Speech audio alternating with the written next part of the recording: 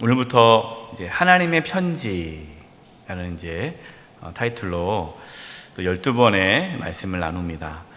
저희가 가스펠 프로젝트 3년에 걸쳐서 말씀을 나누고 있는데요.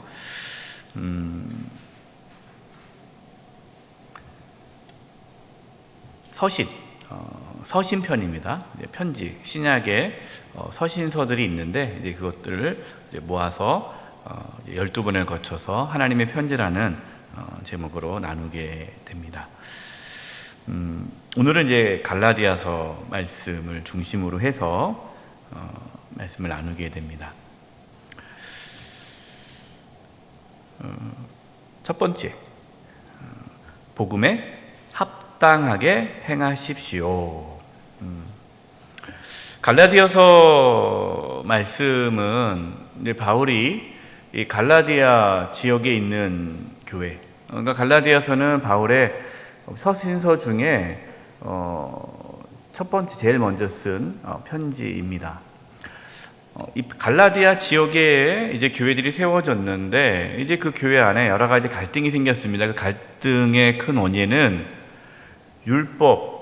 율법을 지켜야 구원을 받을 수 있다라는 그런 유대 그리스도인들의 주장이 있었어요. 그러다 보니까 이 갈라디아 지역에 있는 교회 그 교회 안에는 여러 가지 그러한 모습들이 있죠. 유대 그리스도인도 있고 이방인 그리스도인이 있는데 이것이 이제 율법에 대해서 여러 가지 갈등이 있기 때문에 이 갈라디아서를 통해서 우리가 구원받은 것은 율법의 행위가 아니라 믿음으로 구원받는다라는 것을 이제 바울이 알려준 편지입니다. 그래서 오늘 말씀 본문에는 아주 이 안디옥 교회 안에서의 일어났던 이런 갈등이 오늘 본문에 나오게 됩니다. 그래서 오늘 말씀을 통해서 우리가 좀 더 복음으로 살아가는 것이 무엇인지를 깨닫는 은혜가 있기를 바랍니다. 그래서 복음에 합당하게 행하십시오. 복음에. 자, 1번. 베드로는 왜 바울에게 책망을 받았습니까? 11절 한번 보겠습니다. 게바가 안디옥에 이르렀을 때에 책망받을 일이 있기로 내가 그를 대면하여 책망하였노라. 그러니까 게바는 베드로죠. 베드로가 안디옥에 이르렀을 때 이 안디옥이 어떤 교회입니까? 이제 바울과 바나바를 선교 파송한 교회잖아요. 그래서 바울이 안디옥에서 파송받아서 1차 선교하고 돌아온 거예요. 이 안디옥에 있을 때에 게바가 원래 베드로는 안디옥을 섬기는 게 아니라 예루살렘 교회를 섬기는 사도입니다. 근데 예루살렘을 섬기는 사도인데 이 안디옥 교회, 그러니까 이방이 중심된 교회로 오게 된 거예요. 잠깐 방문을 한 거예요. 그때 책망받을 일이 있어서 이 바울이 베드로를 대면하여 책망했다라고 합니다. 내용이 뭡니까? 12절. 야고보에게서 온 어떤 이들이 이르기 전에, 자, 야고보에게서 온 이들, 이 야고보는 지금 어디를 섬기고 있죠? 예루살렘 교회를 섬기고 있어요. 그럼 예루살렘 교회를 섬기고 있는 성도들, 그럼 누굴까요? 대부분 100% 유대 그리스도인이죠.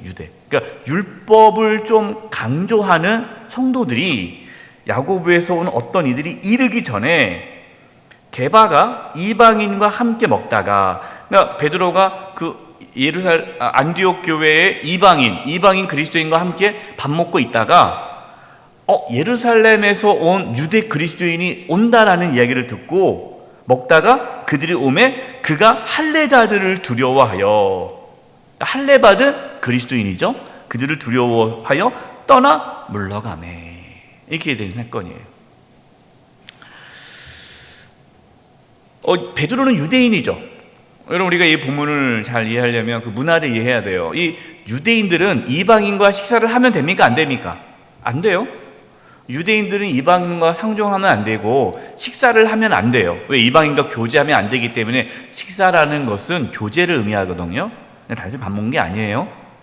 근데 유대인은 이방인과 교제할 수가 없는 것이 이제 유대 교회의 하나의 관습이고 그것이 하나의 법인데, 이제 베드로가 예수님을 믿었죠. 그리고 이제 복음으로 이방인을 만나게 된 거예요. 원래 이제 이 베드로는 이방인들을 만날 생각 안 했는데 어떤 사건이 있었습니까?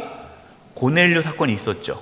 베드로가 고넬료 집에 가게 되지 않습니까? 하나님께서 보내지 않습니까? 그 고넬료는 이방인이잖아요. 그러니까 이방인 최초 그리스도인이 고넬료거든요. 그러니까 우리는 이방인 만나면 안 된다라는 걸 하나님이 깨뜨렸단 말이에요. 그래서 이제 베드로는 이방인과 식사도 할 수 있는데, 그러나 아직 그 깊은 곳에서는 이방인에 대한 거리낌이 있는 거고, 또 하나 유대 그리스도인들 중에 여전히 이방인과 식사하는 것을 좀 꺼려하고 그 할례받지 않은 자들과 어울리는 것이 옳지 않다라고 생각하는 사람들이 아직도, 왜냐하면 그 관습에서 못 벗어나는 거예요. 여러분, 사람이 참 무섭습니다. 이 관습이라는 게. 그렇죠? 성경적이지 않은데 옛날부터 해왔던 그 관습에서 벗어나지 못하는 분들이 있어요. 교회 공동체도 마찬가지입니다. 이 교회라는 공동체 안에 우리가 복음으로 생활을 해야 되는데, 복음이 아닌 관습, 옛날의 유교 문화, 이러한 여러 가지 어떠한 전통, 이것으로 인해서 복음의 삶을 살지 못할 때가 있어요. 그러니까 지금 베드로가 그 유대 그리스도인, 할례받은 자들이 자기가 이방인과 식사하는 모습 보고 자기를 비난하거나 정죄할 것 같아서 두려워서 도망간 거예요. 여러분, 이것이 복음적이지가 않죠. 우리가 복음이라는 것은 모든 다 똑같은 거 아닙니까? 그러니까 베드로가 잘못을 했어요. 왜? 할례받은 자들이 오니까 눈치 보고 피했단 말이에요. 그 모습을 본 이방인 그리스도인들이 상처를 받았겠죠. 밥 먹다가 갑자기 후수득 나가는 거 보니까 다 알 거 아니겠어요. 우리를 여전히 불편해하는구나. 그러니까 그러면 복음을 온전히 받아들이지 못하는 그 베드로의 모습을 보면서 신앙이 흔들릴 수 있겠죠. 그러니까 그것은 잘못된 모습이란 말이에요. 그러니까 바울이 그 모습을 보고 바로 그 자리에서, 대면에서, 나중에 조용히 편지 쓴 것도 아니고 그냥 대면에서 꾸중을 해요. 꾸짖습니다. 책망을 합니다. 이게 놀라운 거예요, 여러분. 왜 놀랍습니까? 지금 나이로 보면 베드로는 나이가 많아요. 바울은 젊어요. 베드로는 사도예요. 그것도 예수님의 수제자. 그렇지 않습니까? 근데 지금 바울 같은 경우는 아주 젊은 목회자예요.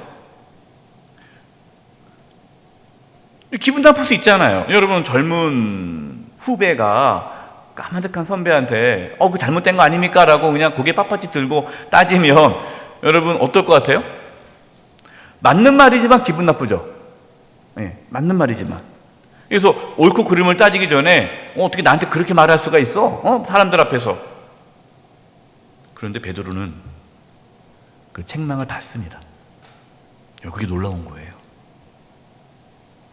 자신의 잘못을 받아들여요. 내가 누군데, 내가 사도인데, 온 지도 얼마 안 돼가지고 말이야, 젊은 사람이, 이렇게 무시하지 않았어요. 여러분, 사람은 잘못할 수 있어요. 잘못 왜 안 합니까? 담임 목사 잘못 안 하나요? 담임 목사 잘못하죠.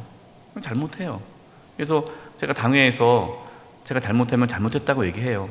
장로님, 죄송합니다. 제가 잘 몰라서 제가 잘못했네요. 실수했네요. 잘못했다고 해서 권위가 무너지는 거 아니잖아요. 어떤 분들은 죽어도 잘못했다는 말을 안 해요. 죽어도. 왜? 자존심 때문에. 여러분, 그것은요 변화되지 못합니다. 잘못을 인정하지 않는다는 건 교만한 거고요, 자신의 의를 내세우는 거예요. 여러분, 우리가 연약하지 않습니까? 그렇죠? 그러면은 우리는 내 잘못을 인정할 수 있어야 돼요.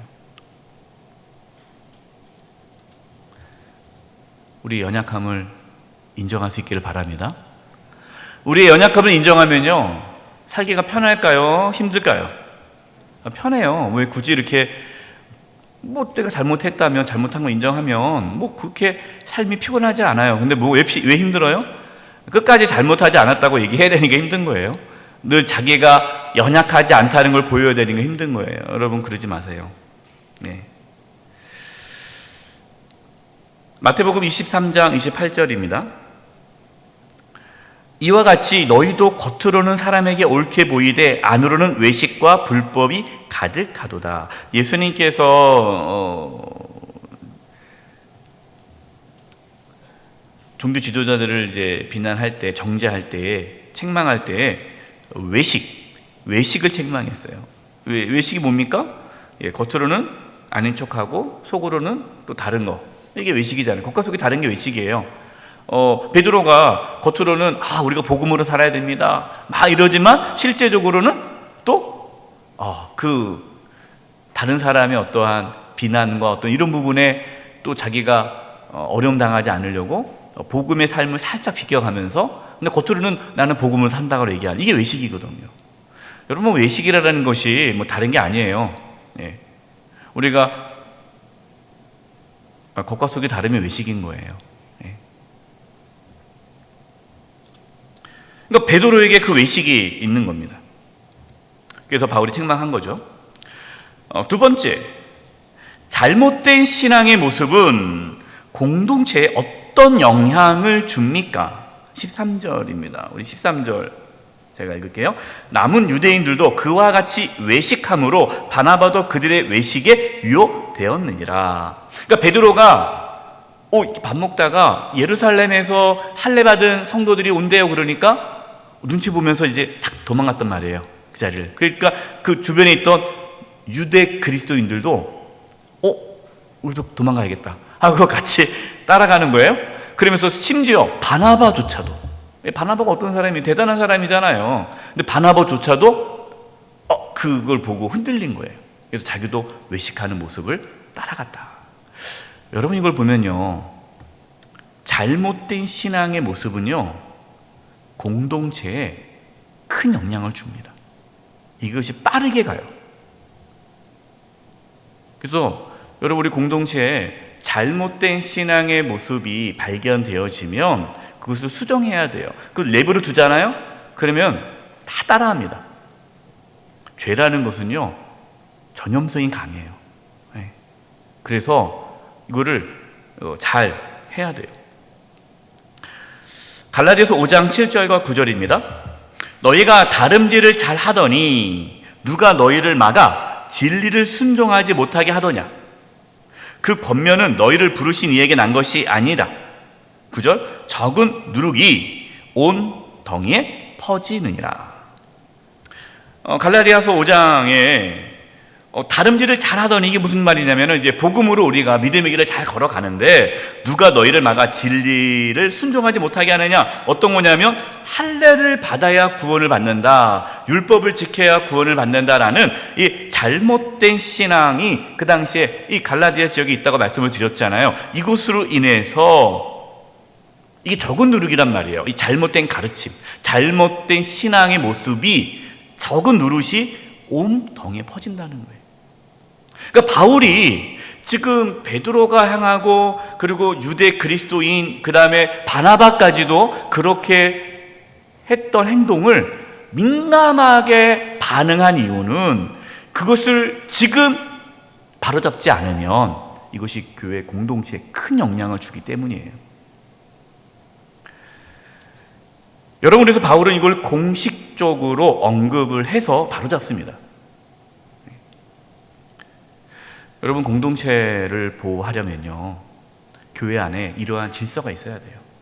어떤 분들은 그냥 목사님 뭐 좋은 게 좋은 겁니다, 뭐 장로님 뭐 좋은 게 좋은 겁니다, 그냥 뭐 넘어가죠, 우리가 뭐 사랑의 공동체 아닙니까? 그러니까 잘못된 신앙의 모습이 나타나고 있는데 그것을 조정해주고 권면하고 바로잡지 않으면 여러분 그 공동체는 잘못된 신앙길로 빠져가게 되는 거예요.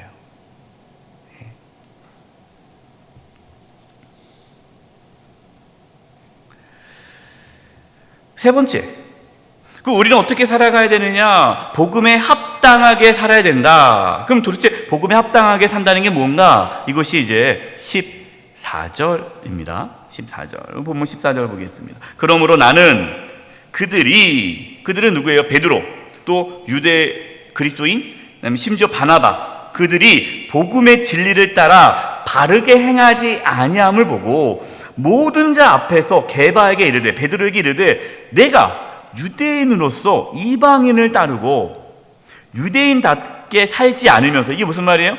이제 유대인이지만 지금 이방인들과 함께 이렇게 또 어울리면서 유대인이 아닌 이젠 그리스도인으로 살아가지 않느냐. 그러면서 어찌하여 억지로 이방인을 유대인답게 살게 하려 하느냐. 본인은 이제는 나는 이제 그리스도인이야, 나는 이제 유대인이 아니라, 나는 유대교가 아니라 나는 기독교인, 난 그리스도인이야 라고 얘기하면서 또 왜 또 이방인을 유대인으로 만들려고 하느냐, 왜 복음에 합당한 삶을 살지 않느냐라고 책망하는 거예요. 그럼 여러분, 복음에 합당한 삶이 뭡니까? 네. 골로새서 3장 11절 14절 보십시오. 거기에는 헬라인이나 유대인이나 할레파나 무할레파나, 그러니까 할례를 받았든 안 받았든 헬라인이나 유대인이나 야만인이나 스구디안이나 종이나 자유인이 차별이 있을 수 뭐라고요? 없나니. 차별이 없다는 거예요. 오직 그리스도는 만유시요 만유 안에 계시느니라. 예수님 안에서 다 차별 없이 하나다. 여러분, 이게 복음이에요.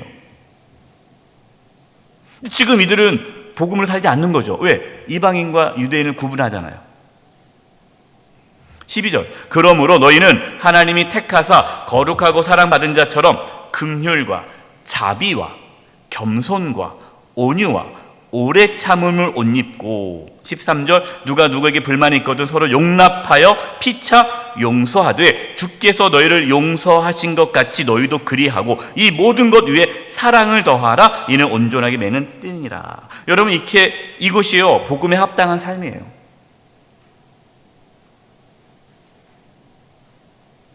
베드로, 바나바, 그리고 그 당시 유대 그리스도인들, 이들은 차별을 뒀단 말이에요. 차별.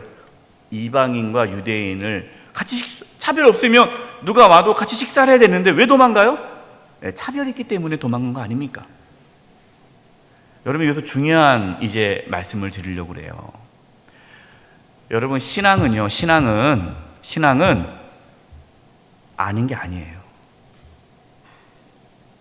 복음이 이거다. 복음은 차별 없이 사는 거야.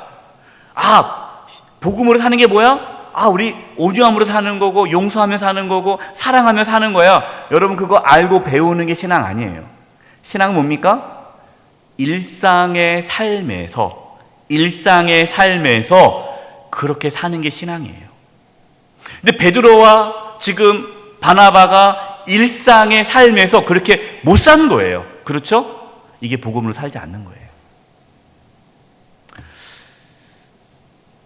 제가 최근에 읽은 책 중에요, 1세기 그리스도인의 하루 이야기라는 책이 있습니다. 로버트 뱅크스라는 신약학자가 쓴 책인데 아주 얇아요. 근데 그 책엔 어떤 내용이냐면 1세기, 그러니까 초대교회, 그러니까 이 초창기 초대교회 그리스도인이 하루 동안 살아갔던 삶의 이야기를 이렇게 일기처럼 쓴 내용이에요. 물론 다 가설이죠. 그러나 이 신약학자이기 때문에 그 당시에 초대교회 1세기 때 그리스도인의 삶의 모습들을 다 조사해서 그를 이제 이야기로 이렇게 쓴 글이에요. 근데 그 글을 보면 그 내용이 어떤 내용이 나오냐면 노예가 나옵니다. 노예. 그러니까 이 그리스도인인데 이 주인공이죠. 이 주인공 그리스도인, 이 주인공 집에 노예가 있어요. 종이 있어요. 근데 그 당시에 노예는 인간 대접을 못 받았죠. 그냥 짐승보다도 못한 삶을 살았습니다. 폭언을 당하고 폭행을 당하고 그냥 죽임을 당하고 아주 비참한 삶을 사는데, 이 그리스도인은 자기 집에 있는 종, 노예를 가족처럼 대해요. 같이 식사합니다. 그러니까 종들이 뭐라고 말하냐면, 주인님 그러지 마세요. 불편합니다. 다른 사람들이 알면 어떡합니까? 그랬더니 아니다, 이게 옳다. 내가 바울 사도의 그 편지를 내가 읽었는데 그렇게 하는 게 맞다 하더라. 그래서 그 집은 그렇게 사는 거예요. 그 종들은 침대에서 자요. 그 침대.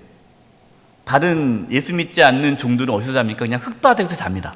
바닥에. 집이 없어요. 방도 없어요. 근데 이 그리스도인에 있는 노예들은 침대 방에서 자요. 가족처럼 대해요. 여러분, 그게 신앙이에요.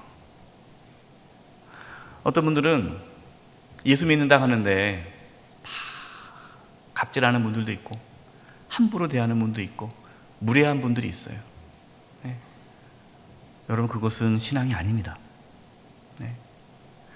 교회 안에서도 만약에 우리가 그렇게 살아간다면 무례하게 막 그냥 소리 지르고 깎아내리고 상처 주는 말을 하고 함부로 말을 하고, 여러분, 그것은 복음으로 사는 게 아니에요. 두 번째, 행위가 아닌 믿음으로 의롭게 된다는 사실을 기억하십시오. 자, 우리가 의롭게 되는 것이 믿음으로 의롭게 된다는 겁니다. 1번, 중요한 말씀이 나와요. 우리는 어떻게 의롭게 됩니까? 여러분, 저와 여러분 어떻게 의롭게 됩니까? 16절, 중요하니까 우리 16절 말씀을 읽겠습니다. 시작.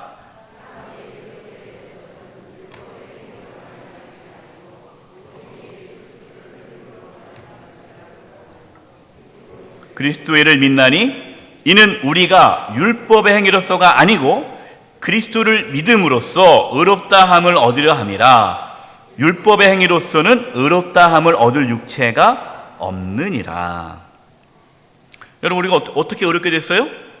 율법의 행위로 의롭다함을 얻을 육체가 있다고 합니까? 없다고 합니까? 없다. 없어요. 그러니까 율법으로는, 그 말은 뭐냐면 행위로는 우리가 의롭다함을 받을 수가 없어요. 그럼 오직 무엇으로요? 예수 그리스도를 믿음으로 말미암아 우리는 의롭다함을 받는다라는 겁니다.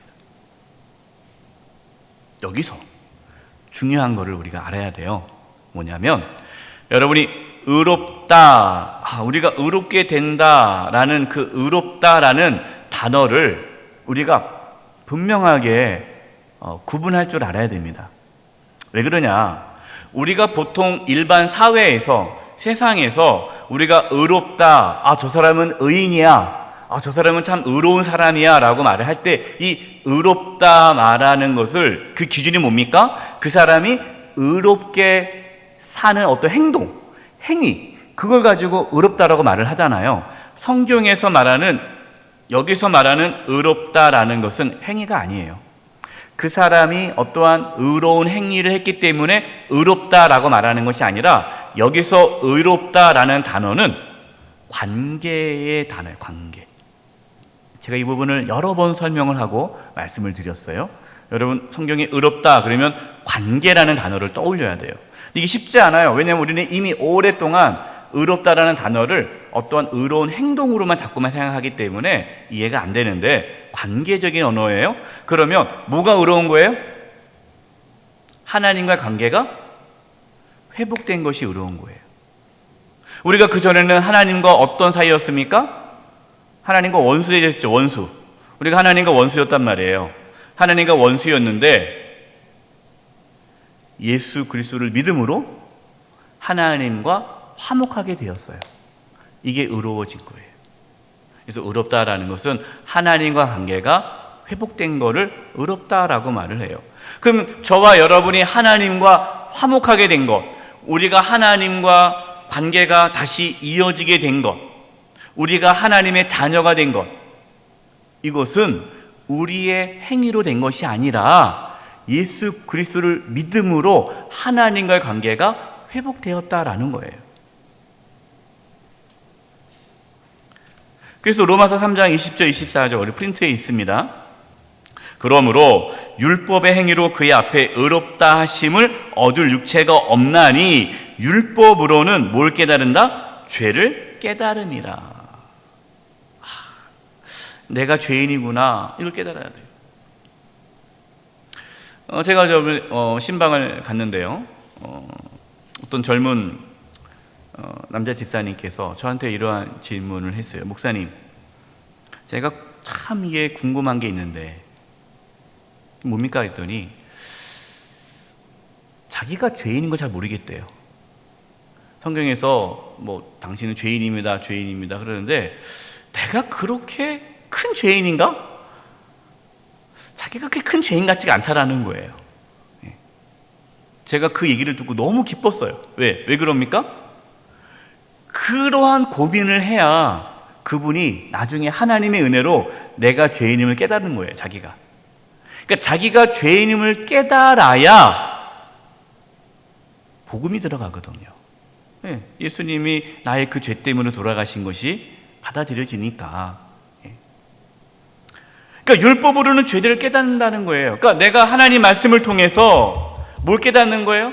내가 죽을 수밖에 없는 죄인임을 깨닫게 되는 거예요.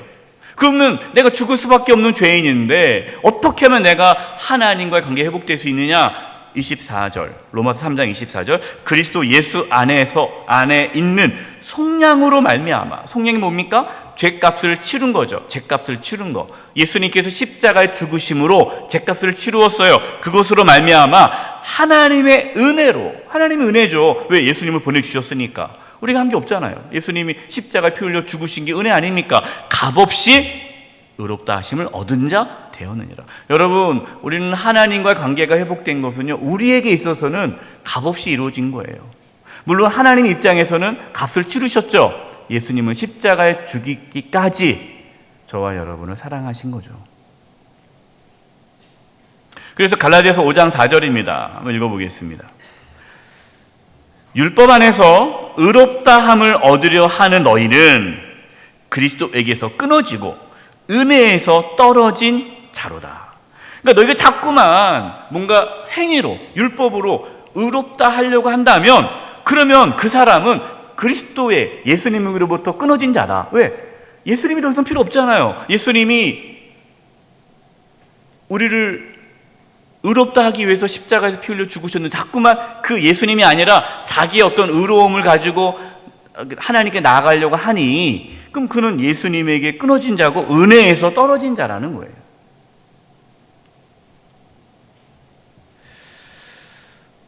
이런 분들이 있어요. 자신의 의로움을 내세우는 분들이 있어요. 내가 뭐 이렇게 했고 내가 뭐 했고 어떠한 자신의 의로움을 내세우시는 분들은요 예수님에게 끊어진 자고 은혜와 상관없는 자예요. 그래서 예수님과 끊어지고 은혜와 상관없기 때문에 그렇게 그런 분들이 강팍해요.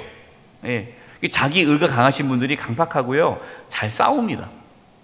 무례하고요 뭐 복음으로 살지 않아. 당연히 복음을 못 살겠죠. 복음이 없는데 어떻게 복음으로 살겠어요. 그냥 자기 의만 그냥 있어가지고 그냥 자기 주장만 내세우고 교회를 시끄럽게 하는 거예요. 맨날 인상 쓰고 다니고.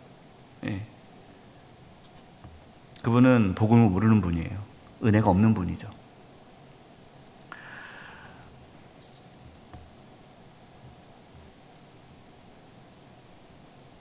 두 번째, 율법을 강조하는 자들은 무엇을 지적하였습니까? 17절 본문 17절입니다.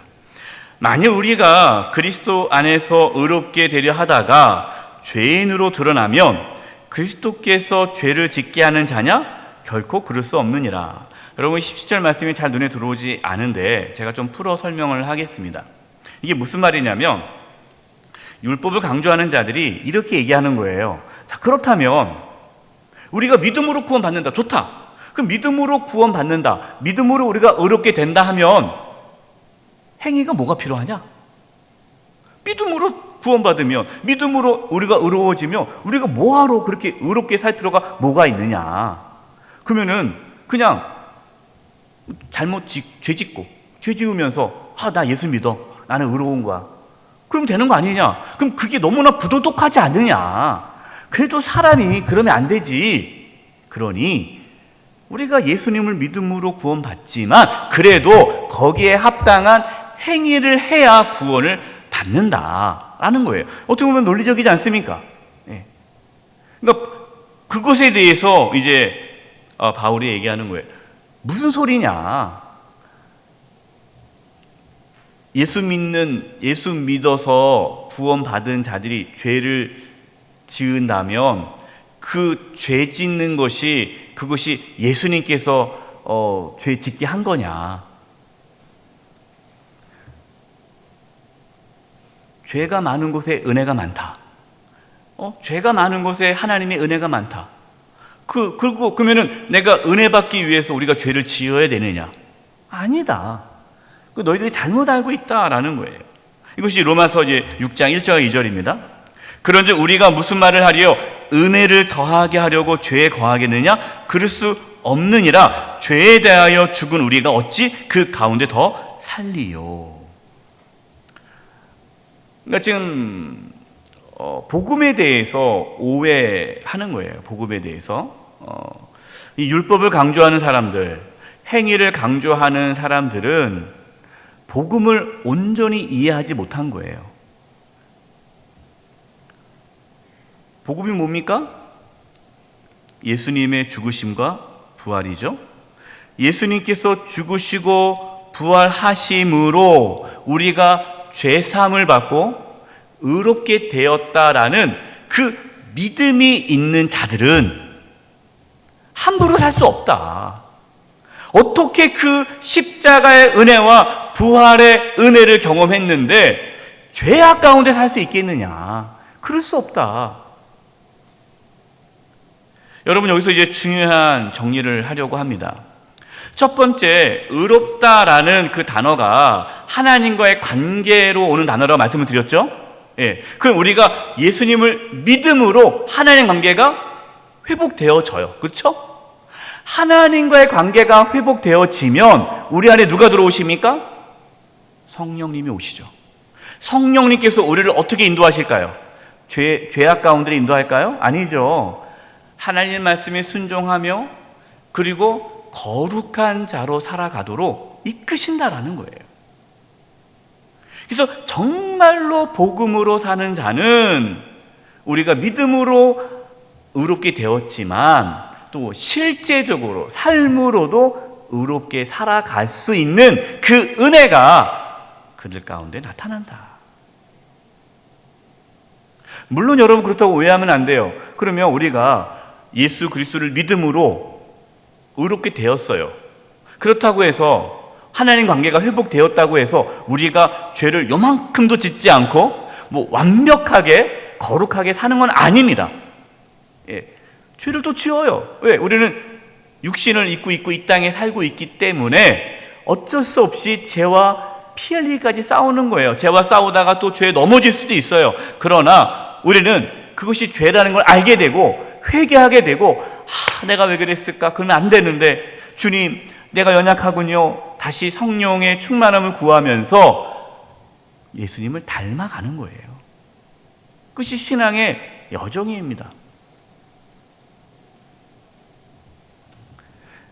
절대로 하나님과의 관계가 회복되는 데 있어서는 0.0001%도 우리의 의로운 행위가 들어가지 않아요. 이것을 분명히 하셔야, 복음을 확실히 알아야, 예수 그리스도를 믿음으로 구원을 받아야 겸손할 수 있고 그 하나님의 은혜 안에 살아갈 수가 있어요. 세 번째, 그리스도 안에서만 거룩해질 수 있다는 사실을 기억하십시오. 1번, 믿음으로 의롭게 된 자는 어떻게 살아갑니까? 20절입니다. 중요한 말씀이죠. 오늘 본문에서 중요한 말씀은 16절, 그다음에 20절이에요. 여러분 두 구절은 여러분이 계속해서 묵상을 하셔야 돼요. 20절 같이 읽겠습니다. 시작. 내가 그리스도와 함께 십자가에 못 박혔나니 그런즉 이제는 내가 산 것이 아니요 오직 내 안에 그리스도께서 사신 것이라. 이제 내가 육체 가운데 사는 것은 나를 사랑하사 나를 위하여 자기 자신을 버리신 하나님의 아들을 믿는 믿음 안에서 사는 것이라. 이것이 하나님과의 관계가 회복된 사람이 살아가는 삶의 모습이다라는 거예요. 그러니까 앞에서 율법을 강조하고 행위를 강조했던 사람들, 믿음으로 의롭게 되면 막 살아도 되겠네? 아니다. 정말 우리가 믿음으로 의롭게 되면 우리 안에 계신 예수님을 위해 살지 자기를 위해 살지 않는다. 이것이 이제 20절이에요. 자, 보십시오. 20절에 내가 사는 것이 아니요. 내가 사는 것, 이게 아이러니하죠. 여러분, 내가 있잖아요. 내가 있는데 내가 살지 않아요. 예수 믿지 않은 사람들이 이해를 못해요.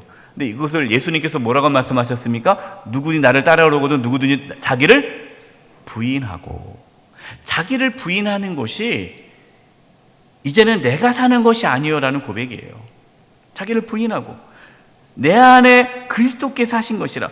내 안에 성령님이 오시잖아요. 성령님이 그리스도의 영이시잖아요. 예, 그리스도 예수님이 내 안에 계시는 거예요. 이게 성령님이십니다.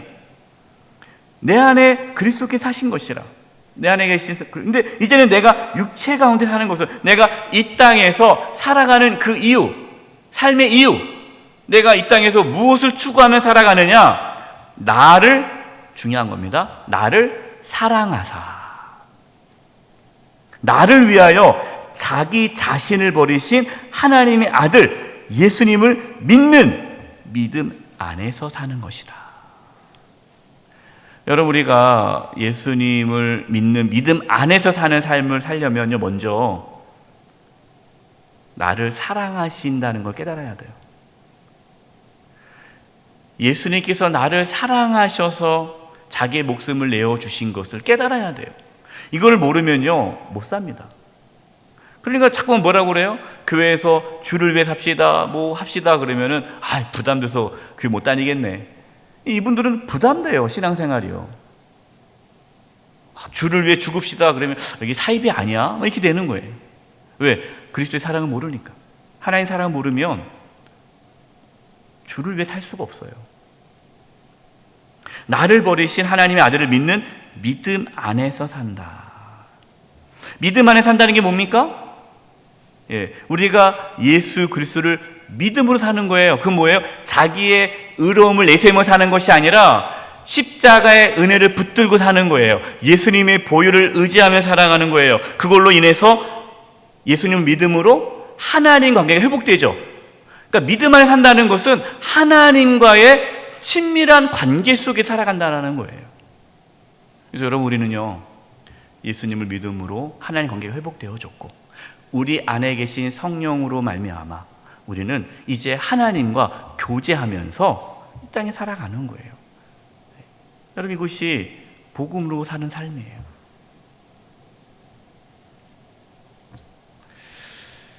갈라디아서 5장 13절입니다. 형제들아, 너희가 자유를 위하여 부르심을 입었으나 그러나 그 자유로 육체의 기회를 삼지 말고 오직 사랑으로 서로 종노릇하라. 그러니까 우리가 자유를 받았어요. 우리가 예수님 믿음으로 죄로부터 자유케 됐단 말이에요. 우리는 자유다. 이게 자유인이에요, 자유인. 그런데 정말 복음으로 이 자유를 경험한 자는 그것을 육체의 기회를 삼지 말고, 그러니까 아까 그 율법을 강조하고 행위를 강조했던 사람들, 믿음으로 구원받으면, 믿음으로 의롭게 되면 막 죄 짓지 않겠냐라고 했는데 아니라는 거죠. 육체의 기회를 삼지 않고 오직 사랑으로 서로 종노릇한다라는 거예요. 이게 정말 아이러니한 거예요. 우리는 자유인입니다, 예수님 믿음으로. 그러나 종으로 살아가는 자들이에요. 종으로 섬기면서 살아가는 거예요. 그래서 예수 믿는 사람들은 내 마음대로 살겠다 하면 안 돼요. 두 번째, 예수님께서 왜 죽으셨습니까? 21절. 내가 하나님의 은혜를 패하지 아니하노니 만일 의롭게 되는 것이 율법으로 말미암았 말미암으면 그리스도께서 헛되이 죽으셨느니라. 만약에 의롭게 되는 것이 우리가 율법, 행위로 의롭게 된다면 예수님이 뭐하러 죽으셨냐? 헛되이 죽으신 거 아니냐? 로마서 5장 8절 10절입니다. 우리가 아직 죄인 되었을 때 그리스도께서 우리를 위하여 죽으심으로 하나님께서 우리에 대한 자기의 무엇을 사랑을 확증하셨느니라.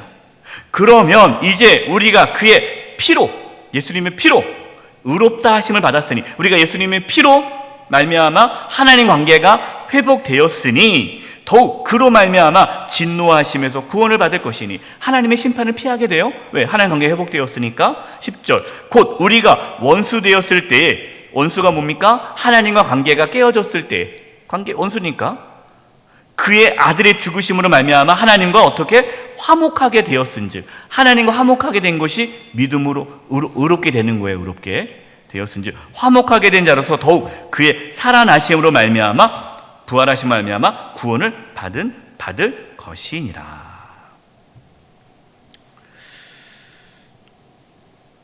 베드로와 또 유대 그리스도인 또 이 바나바가 이방인과 식사하는 것을 거리낀다면 그것은 온전한 복음을 가로막는 행위가 되는 거예요. 그렇기 때문에 바울이 그렇게 그것에 대해서 민감한 거예요. 왜? 조금이라도 우리가 하나님 관계가 회복되는 것은 어떤 우리의 의로운 행위가 아니기 때문에, 만약 그렇다면 예수님의 죽으심은 헛되기 때문에 결코 그래서는 안 된다는 것을 강조하는 거예요. 여러분, 우리는 나도 모르게 우리의 의로움을 붙잡고 살아갈 때가 있습니다.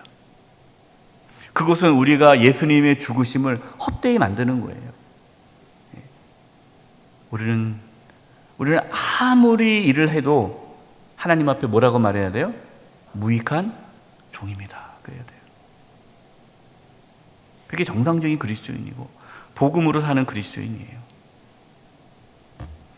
저와 여러분, 복음에 합당하게 살아가는 은혜가 있기를 간절히 축원드립니다. 기도하겠습니다. 하나님, 복음에 합당한 삶을 살게 해주시옵소서. 예수님을 믿음으로 우리가 의롭다함을 받았음을 기억하고 믿고 겸손히 복음으로 살게 해 주시옵소서. 예수님의 이름으로 기도드립니다.